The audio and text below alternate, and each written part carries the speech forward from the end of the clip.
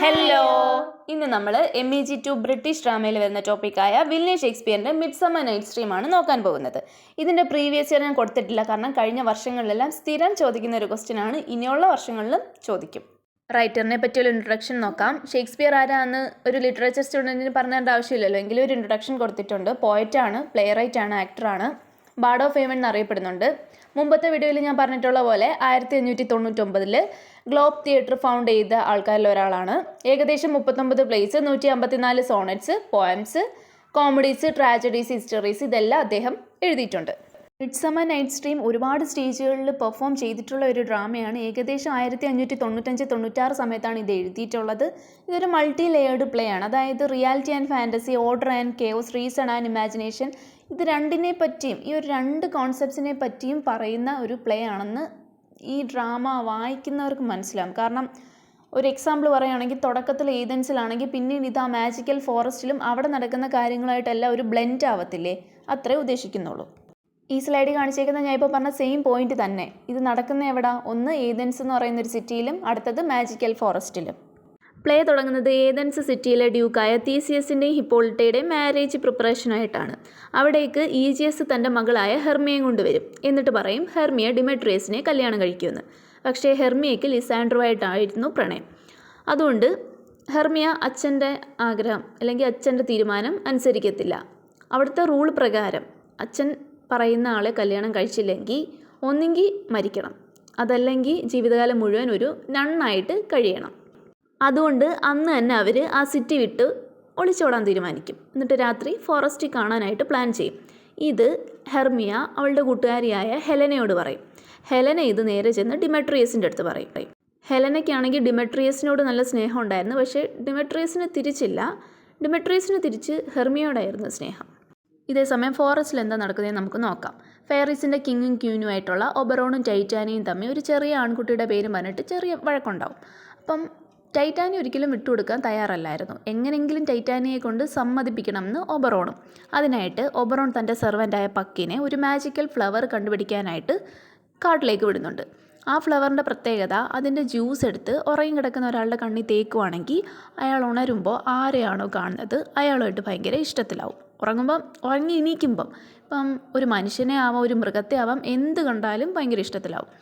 അങ്ങനെ ഈ flower search ചെയ്ത് നടക്കുമ്പോഴാണ് നമ്മുടെ ഒബറോൺ അറിയുന്നത് ഡിമെട്രിയസ് ഹെലനെ വല്ലാണ്ട് റിജക്റ്റ് ചെയ്തേക്കുക. ഹെലനയ്ക്ക് ഭയങ്കര സങ്കടം, റിയൽ ഇൻസിഡൻറ്റ് എന്തൊക്കെയാണെന്ന് അറിയും. അപ്പം നമ്മുടെ ഒബറോൺ പക്കിനോട് പറയും ഇത് ഡിമെട്രിയസിൻ്റെ കണ്ണിലും തേക്കണമെന്ന്.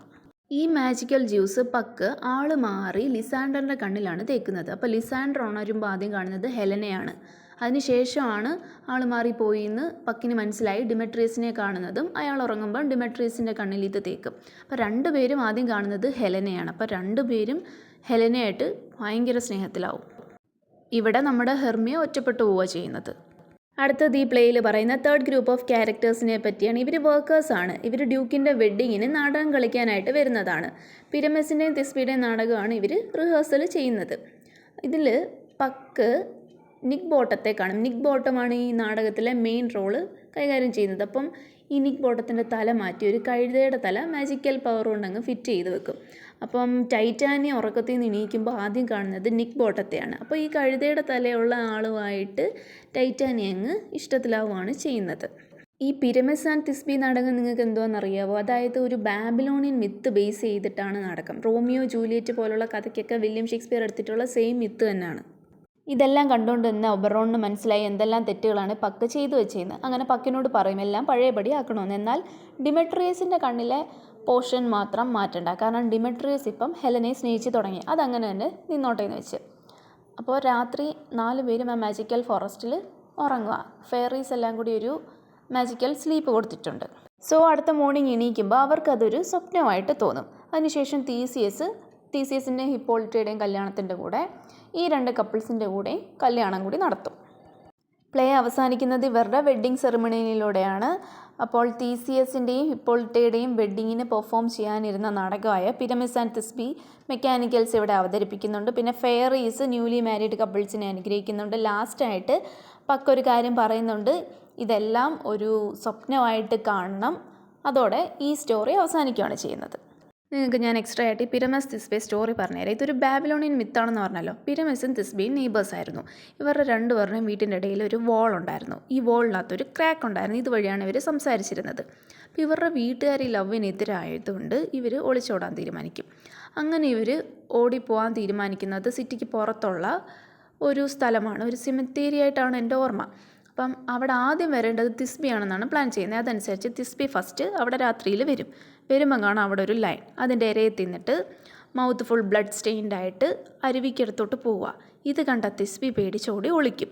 ആ ഒളിക്കുന്ന സമയം ഇവളുടെ തലയ്ക്ക് മീതെ ഇടുന്ന വെയിൽ, അതായത് ഒരു ക്ലോത്താണ് തലയ്ക്ക് മീതെ ഇടുന്നത്, ആ സാധനം അവിടെ വീണു പോവും.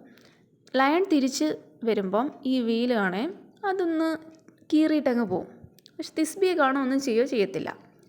ഈ സമയത്ത് നമ്മുടെ പിരമിസ് അവിടെ എത്തുമ്പോൾ എന്തോ കാണും, നമ്മുടെ തിസ്ബിയുടെ ആ ക്ലോത്ത് ബ്ലഡ് സ്റ്റെയിൻഡ് ആയിട്ട് കിടക്കുന്നത്. അതിൻ്റെ കൂടെ ഈ ലയൺ നടന്നു പോയ കാൽപ്പാടുകളും കാണുന്നു. ഓക്കെ, അപ്പം പിരമിസ് വിചാരിച്ചോ തിസ്ബിയെ ലയൺ കൊന്നു.